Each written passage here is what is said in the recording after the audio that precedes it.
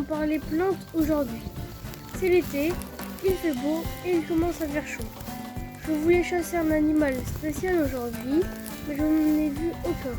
J'espère vous en reparler bientôt dans un prochain épisode. À la place, je me suis mis à récolter une plante et aujourd'hui, je vous partage une petite vidéo sur cette espèce sauvage et facile à trouver. Le plantain. Tout se mange dans le plantain, sauf les insectes qui y grimpent, comme cette petite araignée que vous avez peut-être vue en train de tisser sa toile sur les graines de plantain. Il était très utilisé au Moyen-Âge en cuisine et en médecine. Plus les feuilles sont grandes, plus elles sont amères, plus elles sont petites, moins elles sont amères. Il y a plein de recettes car le plantain se marie bien avec beaucoup de légumes. Je n'aime pas trop le plantain tout seul, mais mélangé il donne un très bon goût au repas. Aujourd'hui, je vais vous montrer comment cuisiner une soupe de plantain que je vais mixer avec d'autres légumes. Normalement, c'est très bon, mais attention à ne pas prendre que les grandes feuilles, sinon votre soupe sera trop amère. C'était une belle promenade, la nature est belle. Nous avons récolté 2 bonnes poignées de plantain et c'est assez pour notre recette du jour. Nous pouvons rentrer cuisiner, c'est le début de l'été. Il fait encore un peu frais le soir et une petite soupe en entrée me fera bien plaisir.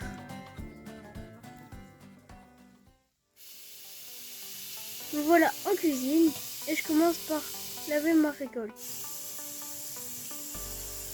Je mélange bien à la main pour enlever la poussière. Je prépare mes ingrédients. Pour cette soupe, j'ai besoin évidemment de mon plantain, des patates pour la texture,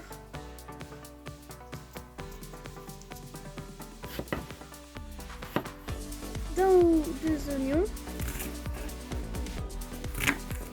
une courgette obligatoire mais je préfère avec, de l'ail. Je garde le plantain pour la suite et je fais revenir mes ingrédients dans une huile à 120 degrés pendant à peu près 10 minutes en remuant bien pour éviter que ça attache. J'ajoute ensuite le plantain et je mélange le tout.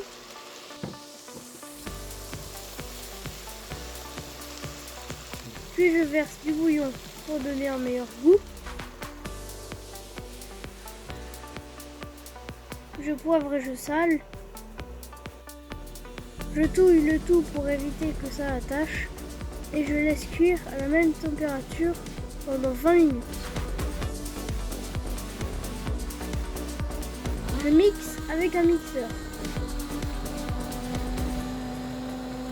Ma soupe est prête, il ne me reste plus qu'à me servir un bol. Je rajoute un peu de lait pour diminuer la température et donner meilleur goût. Ce n'est pas obligatoire, mais en tout cas, je trouve que c'est meilleur avec. Je vais me régaler. Allez en cueillir aussi car ça vaut le coup. Et si cette recette vous a plu, alors commentez et levez le pouce, mais surtout, abonnez-vous! Merci beaucoup à toutes celles et ceux qui sont déjà abonnés. Et rendez-vous dans ma prochaine vidéo avec, j'espère, l'animal mystérieux que je n'ai pas encore trouvé. Alors abonnez-vous pour être les premiers à le découvrir.